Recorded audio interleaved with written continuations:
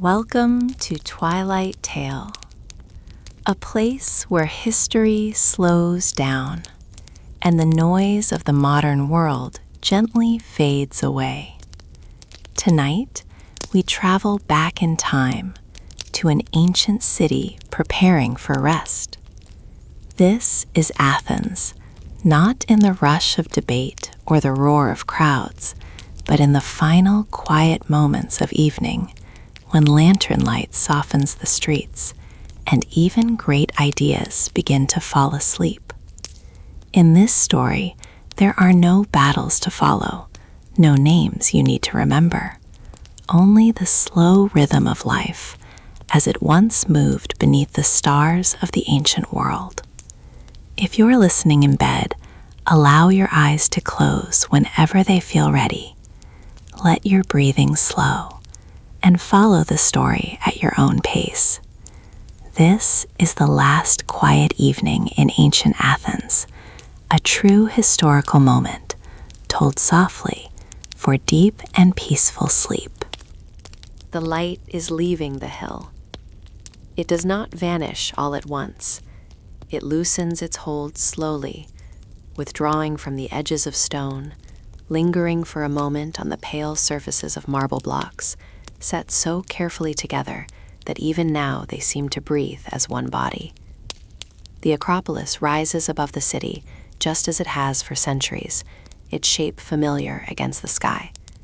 But in this hour, as day tilts toward night, it becomes something quieter, less a monument, more a presence. The Parthenon stands at the summit, its columns warmed by the last sun. Their fluted sides catch the light unevenly, bright on one face, already dim on another. Time has softened their precision. Wind has rounded the corners. Rain has traced faint paths across the stone. Yet the structure remains firm, grounded in bedrock, aligned with care. Archaeology tells us how it was built, the accounts carved into stone, listing payments, materials, labor. We know the names of some who worked here. We know the weight of gold once housed within. But those records do not speak of evening. As dusk settles, the sounds of the city below thin and drift away. The slope grows quieter. Footsteps become rare. The sacred hill, so alive during the day, begins to empty. There were gates here and guardians. There were rules about who might enter and when. Priests and attendants would have known the rhythms well. When to prepare offerings, when to extinguish lamps, when to close doors and leave the gods to themselves. Near the Parthenon, fragments of inventory inscriptions have been found. Broken stones, once neatly carved, listing objects held in the temple's care. Bulls, statues, weapons dedicated after victory, textiles folded and stored, oil measured and accounted for. The lists are precise, almost austere. They tell us what was present. They also tell us what could be lost. Some entries are crossed out. Some items are marked as missing or damaged.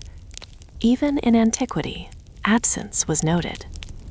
As the light fades, the marble shifts in color, from pale gold to a cooler gray. Shadows lengthen between columns, gathering where offerings once stood. The temple was not empty in its time. It was not a silent shell.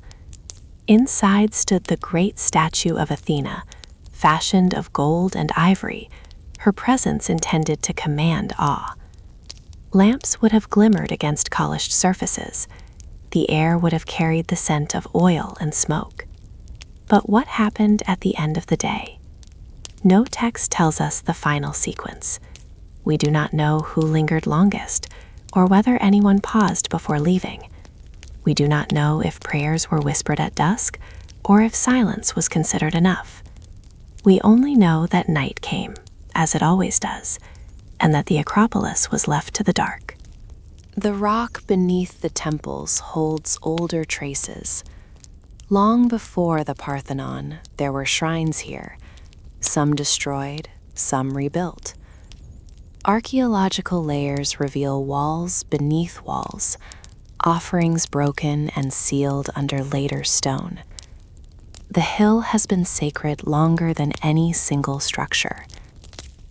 Evening has come and gone here for generations beyond counting. As the sun sinks lower, the breeze from the Saronic Gulf reaches the height. It moves gently across the open spaces, passing through columned halls and over altars now cold. Stone that held warmth all day begins to cool. The Acropolis exhales, releasing the heat it gathered under the sun. From this height, the city below grows indistinct. Roof lines soften. Smoke from hearths rises thinly, then disappears. The agora is no longer visible in detail, only suggested by darker shapes and faint lines. Athens does not sleep all at once, but it quiets in layers, like sound receding down a corridor. In the sanctuary, offerings remain where they were placed. Some will be there for years. Others may already be fading. Flowers wilting, food drying, traces of wine darkening stone. Archaeology finds the remnants long after meaning has drained away. Ash in pits, animal bones near altars, stains that mark repeated use. These remains speak of ritual, but not of mood. They do not tell us whether the end of day felt heavy or peaceful. The sky deepens. Blue darkens to indigo. The first stars appear, faint at first, then clearer as the light retreats completely. Athenians knew these patterns well. Their calendar followed the moon. Festivals rose and fell with celestial cycles. The heavens were not distant abstractions, but steady companions. Still, no inscription records the moment when the stars first became visible from the Acropolis on any given night. What remains instead is alignment, the careful placement of buildings, the orientation of walls, the sense that this place was meant to exist in conversation with sky and earth. As darkness settles, the temples do not disappear. They become silhouettes, their forms simplified, their details absorbed by shadow. Somewhere a door closes, somewhere a final lamp is extinguished, or perhaps lamps are left burning, small points of light within stone chambers. We cannot be certain. The records end before this moment. History prefers daylight. The Acropolis now belongs to night, to wind, to the slow movement of air and time. The gods, if they are imagined at all, are imagined as present without needing witness. Stone holds its position. The hill waits. Centuries later, travelers would stand here and describe ruin. They would write of fallen columns and shattered pediments. They would measure loss against what they believed once stood whole. But in this earlier evening, nothing is yet ruined. Everything is simply resting. The quiet is not empty. It is full of what has already happened, of prayers offered and answered, of conflicts decided elsewhere, of lives lived below. Yet none of that presses forward now. The Acropolis does not speak. It listens. Archaeology can reconstruct plans. It can trace tool marks. It can date repairs and identify pigments once used to color the stone. It can tell us that the marble was not always white, that statues were painted, that surfaces were brighter than we now imagine. But archaeology cannot return the feeling of this hour, when brightness withdrew and certainty softened. The hill remains under the stars. What survives is enough to know that this place mattered deeply. What does not survive is the final sensation of the day, the way sound fell away, the way the air cooled, the way presence dissolved into stillness. That moment belongs to time alone. And so the Acropolis rests, breathing quietly into the night, holding its secrets in stone, as it has always done. The road is still warm when the shadows reach it. Stone holds the memory of the sun longer than air. Even as evening gathers, the surface of the Panathenaic Way retains a quiet heat, rising faintly into the cooling atmosphere. The limestone underfoot is worn smooth, its pale surface interrupted by shallow grooves, marks left by countless feet, cartwheels, and hooves passing over the same path for generations. Archaeology confirms this route with certainty. Excavations have uncovered its course, its repairs, its careful alignment through the heart of the city. Yet the road itself says nothing about any single evening. By day, this way carried movement in every direction. It connected the Dipolon Gate at the edge of the city to the sacred height of the Acropolis. It was wide enough for processions, for animals led in lines, for crowds gathered in ritual order. Ancient inscriptions and later writers describe the great Panathenaic festival, the woven peplos carried toward Athena, the sound of music and voices rising together. But such days were rare. Most evenings arrived without ceremony. As the light lowers, activity thins. Merchants who set up along nearby stretches have already withdrawn. The scent of goods, oil, wine, leather, fades into the general smell of dust and stone. The road becomes a corridor of departure rather than arrival. Those still walking move more quietly now, their pace unhurried, their presence brief. The surface of the road reveals its history through imperfection. In some places, patches of repair interrupt older stone. These repairs are visible in the archaeological record. Layers added, sections replaced after wear or damage. Each intervention marks a moment when the city tended to its own movement, smoothing the way for future passage. Yet none of these records note the hour of day. They do not tell us whether the work was done under sun or cloud, in haste or calm. As evening deepens, the Panathenaic Way changes character. The openness that welcomed crowds becomes spacious and quiet. Sound carries differently. A footstep echoes longer. The distant noise of the city recedes, replaced by small, localized sounds. The scrape of a sandal, the creak of a cart turning off toward a side street, the brief murmur of voices passing and then dissolving. Stone buildings along the route begin to lose detail. Stoas and walls that frame the road during daylight now flatten into shadow. Doorways become dark rectangles.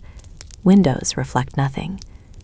The road remains visible, pale against encroaching dusk, guiding the eye forward even when few remain to follow it. The grooves in the stone feel deeper now, their shadows sharpening as light angles low. These grooves are among the most intimate traces left by the past. They are not symbolic, they are not ceremonial. They exist because people walked here again and again, choosing the same route, trusting the stone beneath them. Each groove is a record of repetition rather than event. No ancient source describes the Panathenaic Way at night. We know where it led. We know what it carried during festivals. We know its width and construction. What we do not know is how it felt to walk it when the city was turning inward, when no procession followed, when the road belonged only to those still moving homeward. Perhaps someone paused near the center of the route, looking uphill as the Acropolis darkened. Perhaps someone turned back, realizing something had been forgotten. Perhaps no one did. History offers no guidance here. The silence of the sources leaves the evening open. Dust settles slowly. Without the constant disturbance of traffic, fine particles drift down and rest in shallow depressions, softening the stone's surface. The road does not sleep, but it rests. It waits for the next morning, the next footfall, the next cycle of use. The Panathenaic Way has always been more than a path. It is a line drawn through the city's life, connecting sacred and civic spaces. Yet in this hour, it connects only shadows. Its purpose remains, but its energy fades. Darkness arrives without ceremony. The road does not resist it. Stone accepts night as it accepts wear, gradually, without complaint. Somewhere beyond the gate, fields and graves begin. Somewhere uphill, the temples stand in silhouette. Between them, the road lies quiet. What survives to us is the stone itself, the alignment, the wear, the undeniable proof that countless evenings have passed here, unrecorded and unremarked.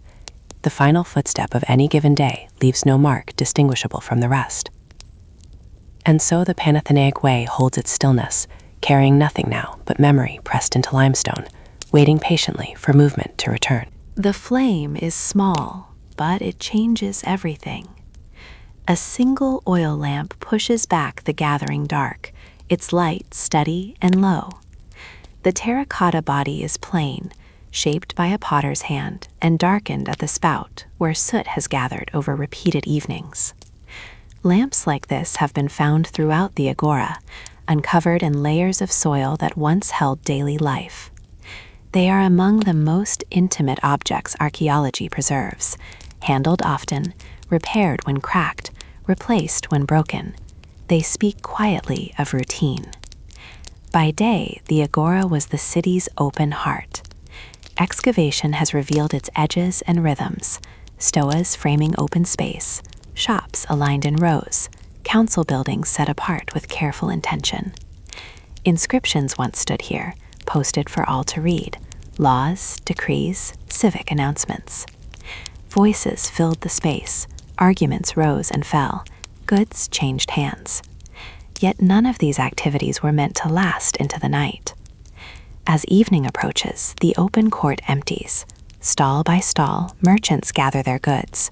Wooden counters are cleared. Cloth is folded. We know this not from words, but from traces, post holes, wear patterns, discarded fragments. The agora was swept and reswept by use, its surface constantly renewed by movement. When that movement slows, the space feels suddenly large. Lamps appear along the edges first. Beneath the stoas, where stone columns hold back the sky, small pools of light form. The flame flickers as air moves through the open space, stretching shadows across the paving stones. The agora does not close all at once. It dims unevenly, pockets of light lingering where people remain. The lamp's fuel is olive oil, drawn from groves beyond the city. Oil connects the agora to the surrounding land, to seasons of harvest and pressing. Inscriptions record quantities of oil stored and distributed. Archaeology finds storage jars and press weights. Yet the moment when oil is poured into a lamp is never recorded. It belongs to the hand that holds the vessel, to the quiet care of preparation. As the flame steadies, the agora's familiar forms begin to soften. The lines of buildings blur. Inscriptions become unreadable. What was public and precise in daylight becomes private and impressionistic. A stoa that sheltered debate now shelters darkness. The council house recedes into shadow, its importance suspended until morning. Sound changes with the light. Voices drop. The open space no longer carries speech as easily. Footsteps seem louder, more deliberate. A final exchange takes place near a doorway, then ends. Someone lifts a lamp and moves away, the light bobbing briefly before disappearing into a side street. Archaeological layers preserve evidence of the agora's long use: fires, rebuilding, abandonment, renewal. They tell us the space was never static. Yet each layer is silent about its evenings. We do not know who stayed late, who left early, who found comfort in lingering at the edge of the light. Eventually, even the lamps withdraw. Flames are pinched out or carried home. Smoke curls upward and vanishes. The courtyard is left to the stars, its stones still holding warmth from the day. Without light, the agora becomes almost abstract, an arrangement of dark shapes and open air. What remains is absence shaped by structure. The agora does not vanish. It waits. The lamp, now cold, leaves behind a faint stain where it stood. By morning, even that will be disturbed. The flame's work is finished. Night settles fully into the city center, and the agora exhales, returning to stillness until the light returns, and life begins again. The hill rises gently, open and exposed, shaped less by walls than by wind. The Pnyx is not enclosed. It does not gather silence the way a courtyard does. Instead, silence passes over it, moving freely across the rock. The carved steps and flattened speaking platform remain clearly visible, even as evening dims the city below. Archaeology confirms this place as the meeting ground of the Athenian assembly, its form altered over time, but always oriented toward voice and hearing. By night, that purpose dissolves. The stone bears marks of human intent. Steps cut directly into bedrock guide the body upward. The speaker's platform is worn smooth where countless feet once stood. Inscriptions and texts preserve the outcomes of debates held here. Laws passed, reforms proposed, decisions argued fiercely. Names of speakers survive. The noise does not. As daylight thins, the Pnyx empties without ceremony. No closing ritual is recorded. The assembly simply ends. Citizens disperse down the slopes, carrying conclusions into their private lives. The hill does not follow them. It remains where it is, exposed to sky and weather, holding only the memory of sound. The city below grows quieter, but the Pnyx hears more than it did during the day. Wind travels unobstructed across the rock, moving through the shallow depressions and channels carved by both tools and time. The air carries distant traces, a voice fading, a dog's call, the soft clatter of a gate closing far below. These sounds arrive briefly, then pass on. Archaeological study reveals that the Pnyx was reshaped more than once. The orientation of the speaking platform changed. Retaining walls were added. The space adapted to civic need. These alterations speak of attention and care, yet none of them were meant to change the hill's experience of night. Darkness treats every version of the Pnyx the same. The open sky deepens above. Without structures to block the view, the transition from day to night feels sudden here. The horizon loses color quickly. Stars appear earlier, clearer, than they do in the crowded streets below. The hill becomes a threshold between city and sky. Standing here at night, one would feel small. The space designed to amplify voice now amplifies quiet. The stone that once carried words outward now absorbs them entirely. The Pnyx listens, but there is nothing left to hear. What remains are records of decision, preserved in texts copied and recopied long after the hill fell silent. What does not remain is the pause at the end of speech, the moment when the crowd stilled, when breath was held, when the weight of choice settled. That moment belonged to air and time. As night settles fully, the Pnyx releases the warmth that gathered during the day. Stone cools. The breeze softens. The hill rests unchanged by darkness, holding its place between earth and sky, breathing quietly until the light returns. The columns are still standing, though the day has already begun to leave them. They rise in a long, measured line, evenly spaced, their bases anchored into stone that has been walked smooth by centuries of passing feet. The stoa does not close itself off from the world. It opens outward, offering shelter without enclosure, shade without darkness. By daylight, it gathers movement. By evening, it gathers shadow. Archaeology reveals these spaces with particular clarity. Foundations remain where walls once rose. Column drums lie fallen nearby, their edges chipped, their proportions precise. From these remains, scholars reconstruct the length of the roof, the depth of the walkway, the rhythm of columns repeating into distance. Stoas framed the agora and other public spaces, creating a boundary that was not a barrier. They allowed life to linger. Throughout the day, people stood here to escape the sun. Goods were displayed beneath the roof's protection. Conversations unfolded slowly, without urgency. Philosophers are remembered in these spaces, though the stoas themselves were not owned by thought alone. They were shared. Anyone might pass through.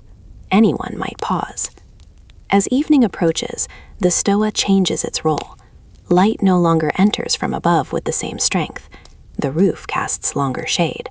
The open side facing the courtyard grows dim first, while the inner wall holds a trace of brightness just a little longer.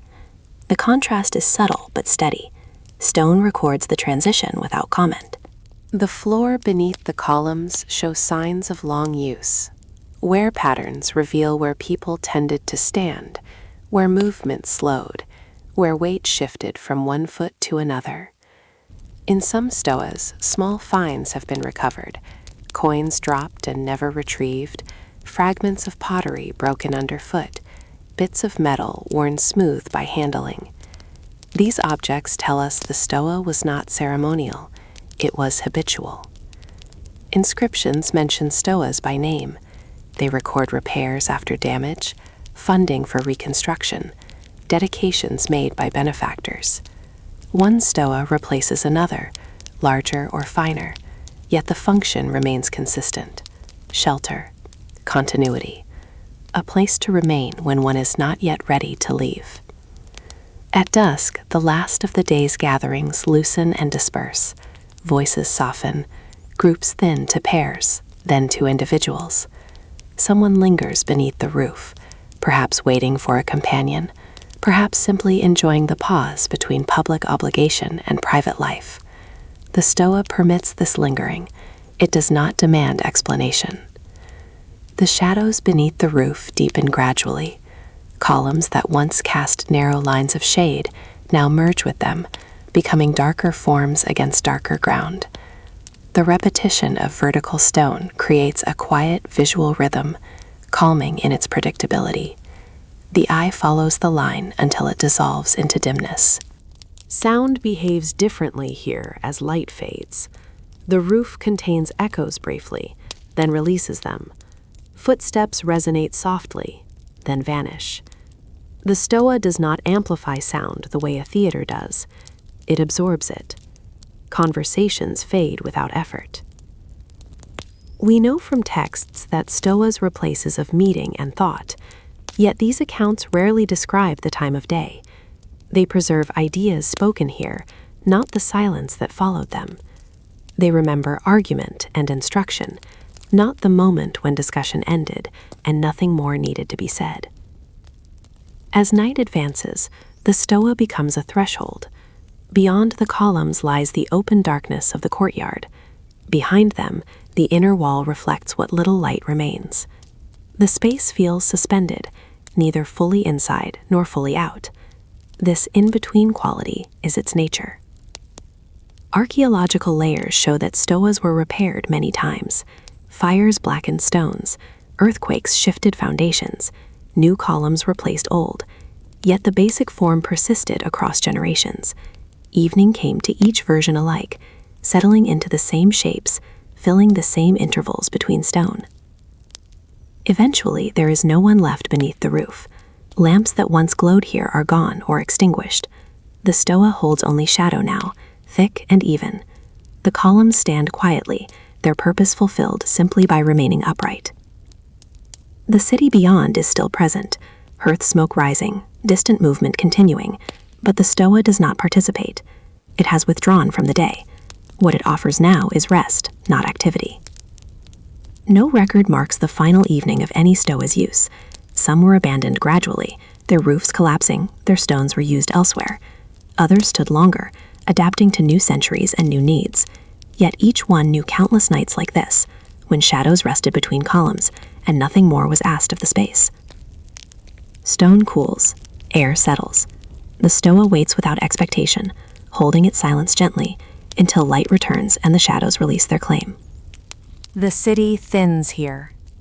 Beyond the walls, where the roads begin to loosen their grip on order, the Karameikos opens into quieter ground. This was the meeting place of passage and permanence, where the living departed the city and the dead were gathered to remain. Archaeology has uncovered this space carefully. Graves aligned along roads, markers rising where travelers could see them, names carved into stone meant to be read by those still moving forward. As evening settles, the boundary between city and cemetery softens. The noise of Athens fades behind the walls, replaced by the open air of fields and riverbeds. The Eridanos, narrow and often hidden, moves quietly through the ground here, its presence confirmed by excavation rather than sound. Water once flowed openly, now mostly buried. Even in antiquity, it was a modest presence, easily overlooked. Grave markers stand along the roads, some tall and finely carved, others simple slabs with only a name and patronymic. Many show figures in relief: a seated woman offering a hand, a youth holding a strigil, a farewell frozen in stone. These images are not imagined by later hands. They are real survivals, recovered, studied, and reassembled from fragments. The gestures repeat with quiet consistency. They speak of separation without drama. Inscriptions tell us who lies here: names, family ties, occasionally an origin, marking someone as foreign-born, rarely an age. The letters are precise, formal, deeply cut when new. Over time, weather softened them. Some names are now incomplete, their endings lost to erosion. Archaeology records this loss carefully, noting what can still be read and what must remain uncertain. As daylight drains away, the markers change character. By sun, they are surfaces to be examined. By moonlight, they become silhouettes. Edges blur. Figures seem to withdraw into the stone. The moon rises slowly, silvering the tops of monuments, while leaving their bases in shadow. Marble reflects light differently than limestone, creating subtle variations across the burial ground. We know that families visited these graves. Vessels found nearby once held offerings: oil, wine, water, small cakes. Animal bones and ash indicate ritual meals shared with the dead. Inscriptions speak of remembrance days, of obligations fulfilled. But no source describes an evening visit in detail. We do not know if lamps were carried, or if moonlight alone was trusted. We do not know how long people stayed, or whether silence was maintained deliberately. The Kerameikos was not a place of fear. It was integrated into the city's rhythm. Processions passed through it. Travelers entered and left Athens by these roads, reading names as they went. Death was not hidden here. It was acknowledged openly, placed where life continued around it. At night, that openness feels different. The road is quieter. The distance between markers feels wider. The city behind the walls becomes a dark mass rather than a collection of streets. The graves feel closer to the sky than to the houses. Some markers were moved in antiquity. Some were reused. Archaeological evidence shows shifts and rearrangements, especially in times of pressure or rebuilding. Even memory was subject to change. A grave might be honored for generations, then neglected. Another might be dismantled, its stone repurposed. The ground holds these stories unevenly.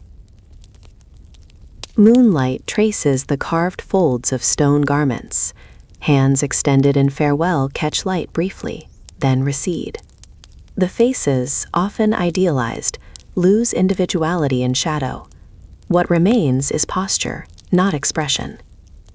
The dead are not portrayed as suffering. They are portrayed as still. The Kerameikos reminds us of scale. Thousands were buried here across centuries. Most names are now lost. Many graves were never marked with durable stone. What archaeology recovers is only a portion, a sampling shaped by chance, preservation, and later disturbance. The silence is larger than what survives. As the night deepens, the cemetery becomes almost abstract. Markers dissolve into vertical shapes. The road becomes a pale line threading through darkness. The moon climbs higher, its light thinning as clouds pass, or thicken as the sky clears. Nothing here moves, except shadow and air. What we know is grounded in stone and soil. What we do not know is how it felt to stand here when the city slept, whether comfort or sorrow prevailed, whether memory felt heavy or calm. The evidence does not tell us. It only tells us that people returned, again and again, to these places of rest. Eventually, even visitors would have turned back toward the city, leaving the graves to the night. Offerings remained. Names stayed visible or faded further. The dead did not respond. They did not need to. Under the moon, the Kerameikos holds its quiet. It does not demand remembrance. It allows it. And when no one comes, it remains as it has always been: earth, stone, and sky, sharing a silence that belongs to all lives equally. Water does not hurry, even when the city depends upon it. At the edge of the lower ground, where stone channels gather and guide what the earth releases, the Enneacronis rests in its appointed place. Its name, the 9 Springs, comes down to us through ancient writers and through the careful work of archaeologists who traced the course of water beneath later layers of building. The fountain house was a public gift, structured and maintained, shaped by civic care. Yet the water itself belonged to no one. By day, the Enneacronis was a place of return. Vessels came empty and left full. Feet paused on stone worn smooth by repetition. The presence of water drew people into brief, unremarkable closeness. Neighbors, servants, strangers sharing nothing more than time and proximity. Excavation reveals channels lined with stone, basins shaped for steady flow, traces of maintenance that kept the system working. What it does not reveal is the hour when the last jar was filled. As evening approaches, the rhythm changes. The demand lessens. The steady arrival and departure slow, then thin. Those who still come move quietly, perhaps mindful of the hour, perhaps simply accustomed to the softening of sound that accompanies dusk. The light lowers across the stonework, catching on the thin surface of water where it spills and gathers. Reflections break and reform with each movement of the air.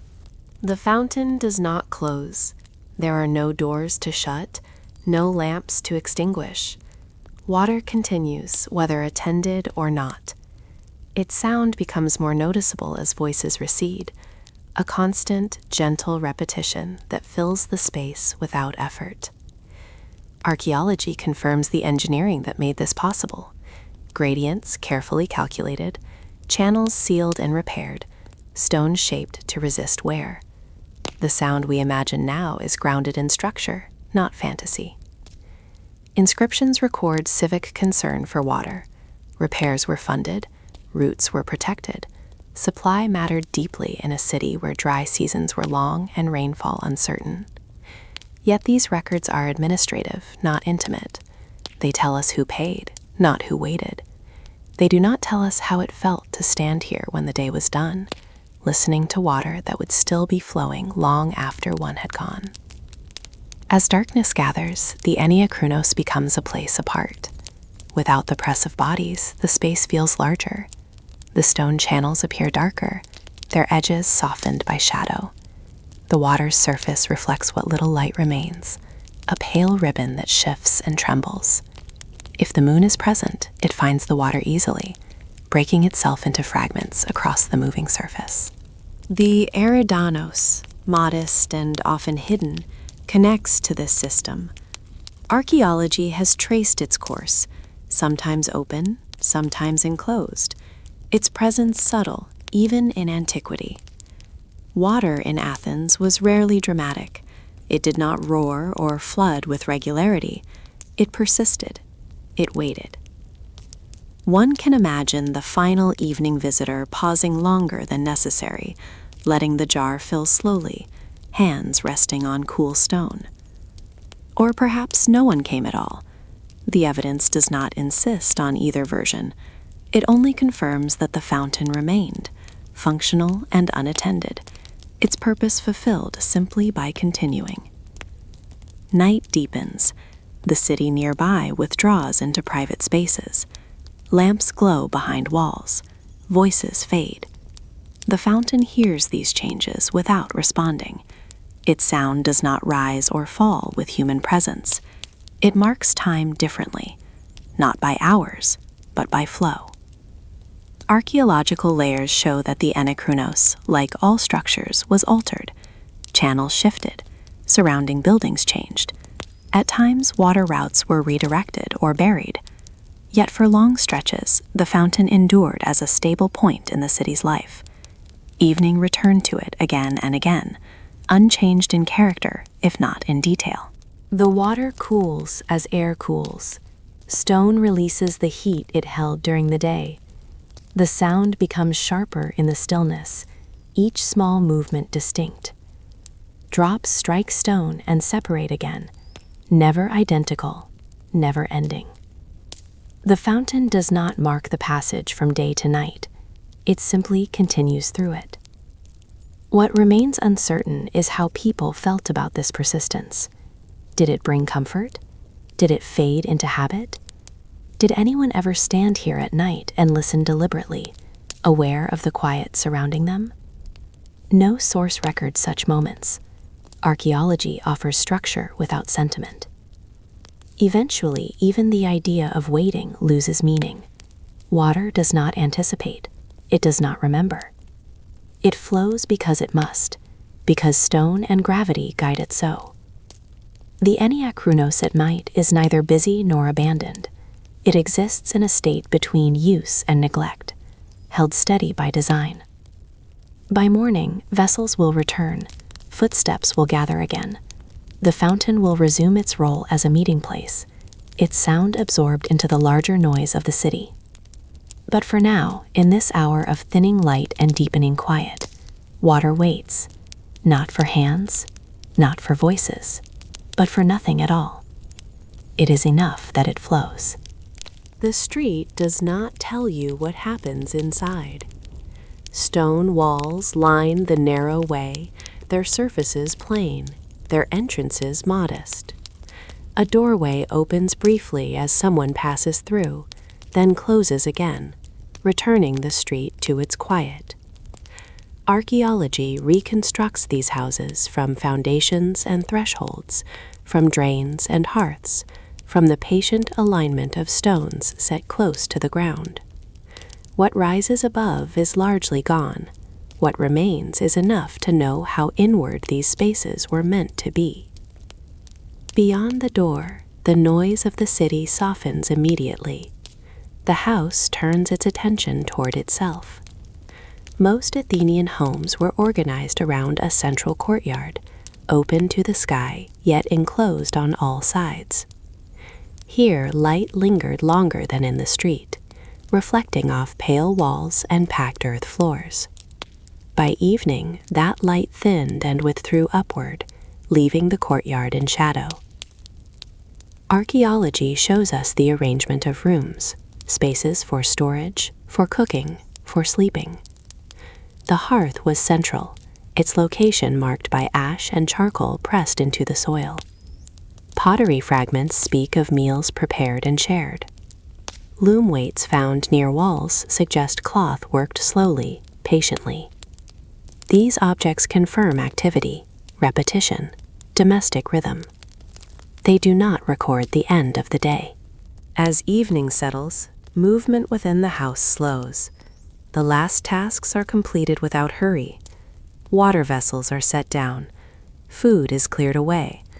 Lamps are lit, their flames small and contained, chosen carefully to conserve oil. The light they cast does not reach far. It creates islands of visibility, leaving corners to darkness. Voices lower naturally in this hour. There is no need to project. The walls are close, familiar. Sound does not need to travel far to be heard. Children settle. Adults pause. The courtyard, once a place of work and gathering, becomes a quiet center where shadows rest. The sky above the courtyard darkens fully now.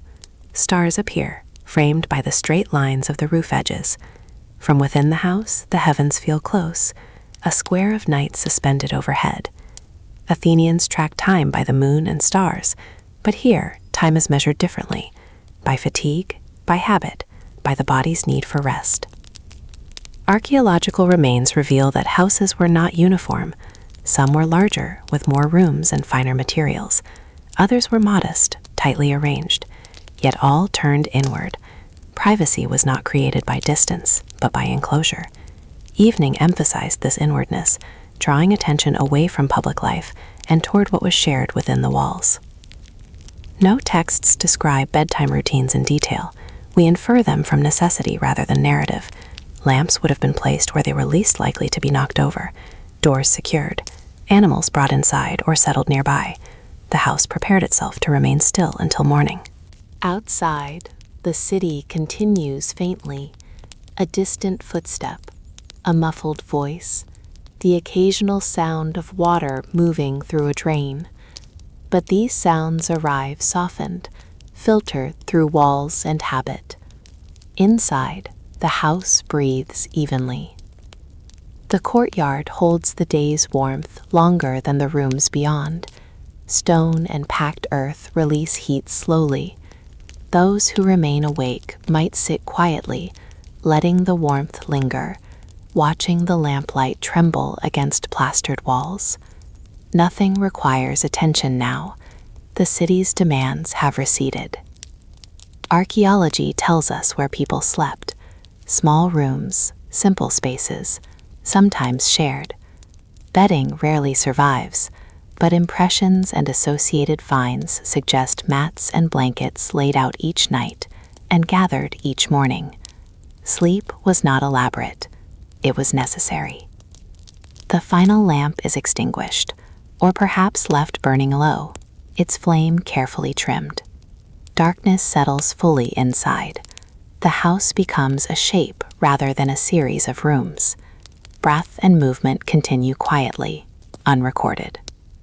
What history preserves are public acts, laws passed, wars fought, monuments raised.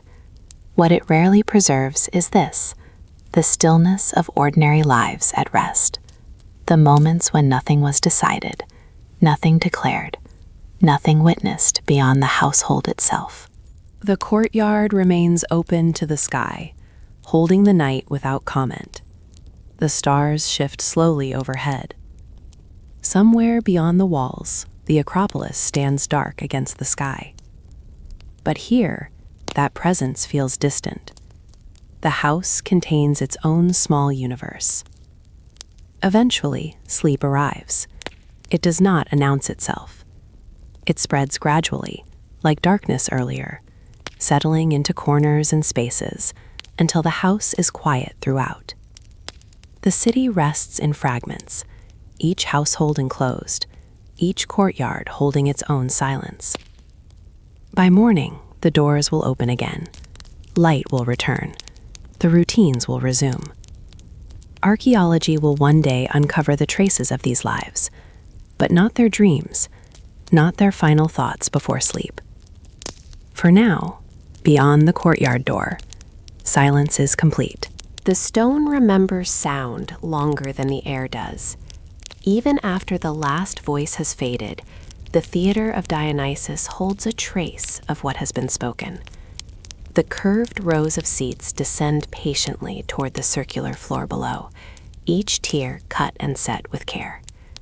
Archaeology confirms the shape and growth of this place. Early wooden structures replaced by stone, additions made as audiences grew larger, inscriptions marking benefactors and officials. By day, the theater was a vessel for the city's collective voice. By night, it becomes something else. The performance has ended. The chorus has withdrawn through the side passages, their measured steps no longer echoing against stone. Costumes are removed elsewhere. Masks are set down. The words, so carefully composed, memorized, delivered, are already beginning to detach from the space that carried them. Texts preserve these plays. Stone does not. As dusk settles, the audience disperses unevenly. Some leave quickly, still speaking, still animated by what they have heard. Others linger, moving more slowly, perhaps replaying a line or a gesture in memory. Eventually, even these figures drift away, their footsteps diminishing as they climb the aisles and pass through the exits. The theater empties from the top down. The highest seats darken first, losing detail as the light thins. Lower rows retain brightness a little longer, their stone surfaces catching the last of the sun. The orchestra floor, worn smooth by countless feet, reflects a faint glow, then releases it. Shadows gather where actors once stood. This space was never meant to be private. It was built to be filled, to hold thousands at once, to bind them together through shared attention. Yet night claims it without resistance. The openness that welcomed crowds now welcomes sky. Sound behaves differently here when no one is speaking. A distant noise from the city below may drift upward briefly, a call, a movement, the faint clatter of daily life continuing elsewhere. But the theater does not amplify these sounds. Without bodies to absorb and reflect them, the stone allows silence to settle deeply. Archaeology shows wear on the steps, repairs to seating, changes in layout over time. These marks speak of repeated use, of generations returning to the same place for spectacle and reflection. They do not tell us what happened afterward, the quiet descent into evening, the way the space released its purpose and rested. The god to whom the theater was dedicated does not appear now. Ritual has ended. The altar at the center of the orchestra stands unattended. Offerings, if any remain, wait without witness.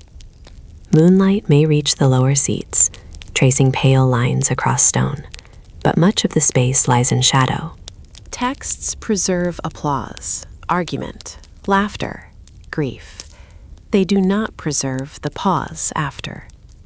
The moment when the city, having spoken to itself through drama, falls silent again.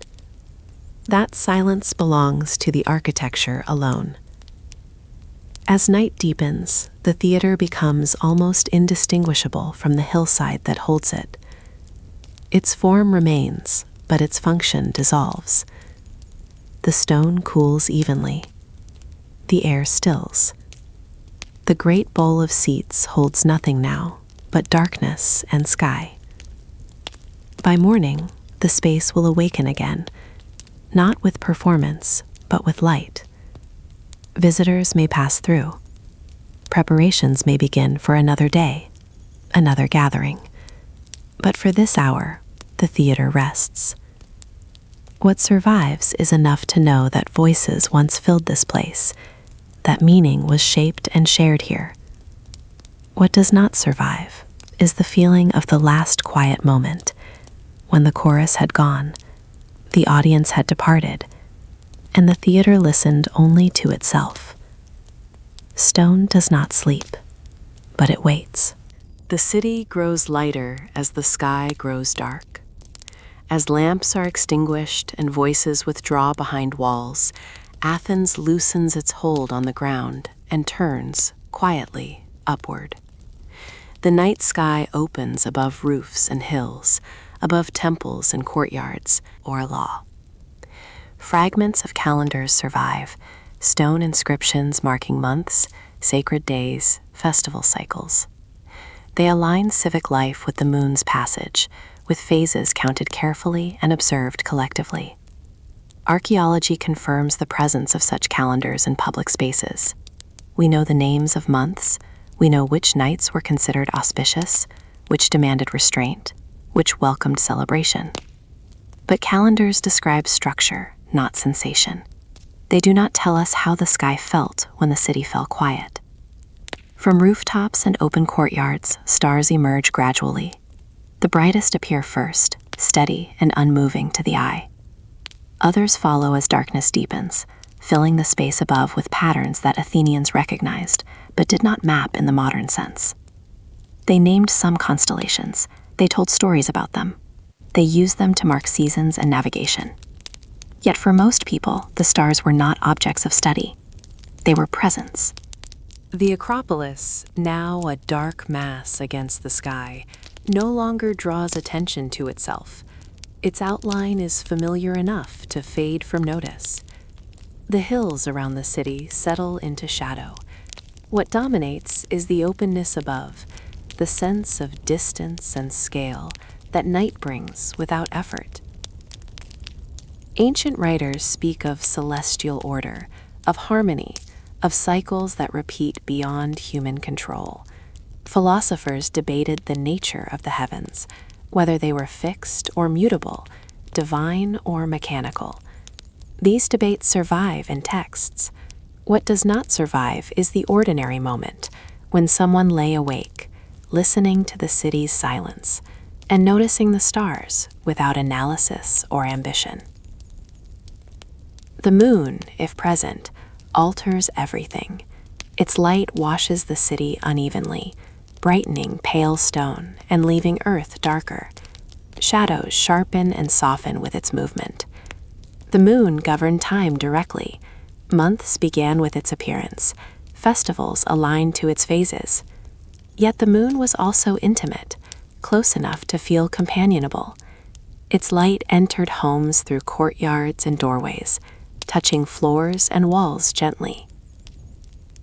As hours pass, the stars shift almost imperceptibly. Athens does not measure this movement precisely. No one stands watch for it. The city trusts the sky to keep its own rhythm. Sleep spreads unevenly, some already deep, others light and restless. The night holds all states, without judgment. Archaeology cannot recover the sound of the city at this hour because there is almost none. What remains are structures oriented toward the sky, open courts, uncovered spaces, sanctuaries that acknowledged forces beyond human reach. These designs suggest awareness, but not reverence in the modern sense. The sky was accepted as part of life's fabric, neither distant nor demanding. Somewhere, a late lamp still burns. Somewhere, a door opens briefly, then closes. But these are interruptions, not movements. The prevailing condition is stillness. The stars do not respond to the city's quiet. They do not brighten or dim in acknowledgement. They simply remain, tracing their paths with indifference that is not cruel, only vast.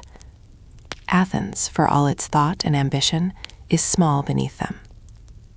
What we know is that Athenians lived by these lights, sowing and sailing, celebrating and mourning, according to patterns written overhead. What we do not know is how many times the city reached this hour without marking it, without naming it, without leaving any trace beyond breath and sleep. History preserves moments of action. It records days. It rarely records nights. Yet nights were longer. They held more time. They carried the weight of waiting. In this final quiet, Athens listens, not with ears, but with stillness. The city releases itself into the order it cannot shape. Stone cools, air settles, time moves forward without sound. The stars remain, and beneath them, the city rests, unrecorded, complete in its silence. And now, the lamps of ancient Athens grow dim. Footsteps fade from the stone streets, conversations dissolve into silence, and the city rests beneath a calm, watchful sky. The world of the past remains where we left it, unhurried, unchanged, waiting quietly beyond sleep. You don't need to stay awake any longer. If sleep has already found you, allow it to deepen. And if you're still listening, simply rest with the sound of these words until they too fade away.